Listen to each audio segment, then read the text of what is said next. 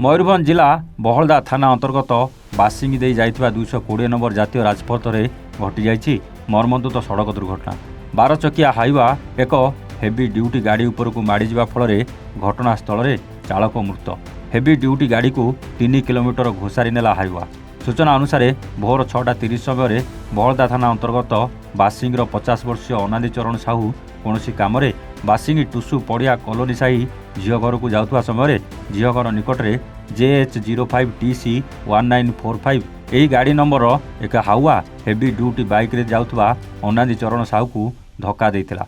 तेबे बाइक चालकंकर घटनास्थल में मृत्युवरण करथिया बेले हेवी ड्यूटी बाइक को हाइवा गाड़ी 3 किलोमीटर कंभारिया पर्यंत घोषारी नेइथिला एवं घटनास्थल ड्राइवर फेरार थिबा सूचना।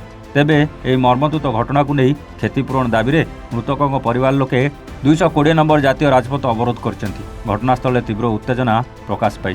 खबर पाई बहलदा तिरिंग और रायरंगपुर थाना पुलिस घटनास्थल पहुंची बुझासुझा कर लगी।